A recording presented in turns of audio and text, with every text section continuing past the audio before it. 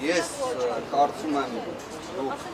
տվյալը պետք է որ ունենալուց լինեք, որ 2026 թվականի հուլիսի 20-ին մինչև ժամը 18:00 ինքնաբացակներ ներկայացնելու ժամկետն մինչև 18:00 մեր գործընկերը ներկայացրել էր ինքնաբացակները։ Պարոն Վարդևանյան, նպատակը ո՞րն է, որ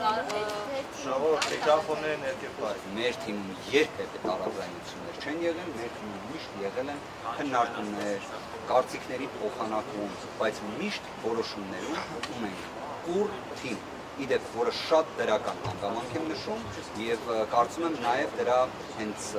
ակնկալիքը մեր հանրությունը եւս ունի այդ առումով։ Դուք կտեսնեք ազգային ժողովում որակապես մի նոր իրավիճակ, նոր գործունեության մոդել եւ ամենակարևոր հանգամանքը, սիրելիներս, մանդատներ ստանձնելը, դա իսկապես պատասխանատվություն է նախ եւ առաջ մեր հանրության առջեւ։ Այդ որոշումը ինքնին դա մեր պատասխանատվությունն է մեր հանրության առջեւ։ Բայց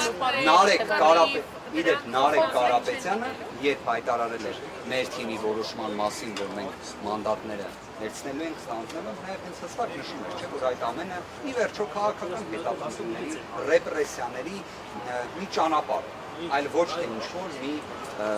դրականին միտված մի իրավիճակ։ Նարեկ Կարապետյանի նշված խոսքերի վերաբերյալ իրականության արտացոլումը տեսնում ենք այսօր ժամը 17:00-ին սպասվող լիստին։ Անակնկալներ իհարկե ԿՀ-ից չեմ սպասում։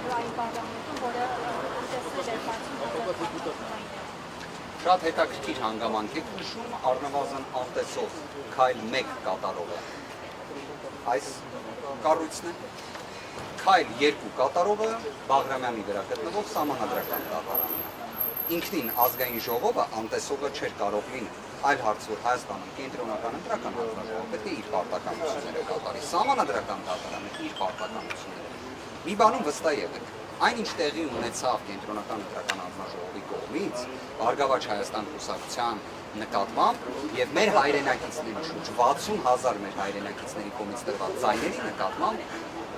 պատասխանատվություն անխուսափելի լինելու է։ Դա այնպիսի մի երևույթ է, որ չի կարող ջնջվել։ Դա այլևս փաստ է։ Եվ ես վստահ եմ ԿՀ համապատասխան անդամներն էլ այդ պատկերացնում են։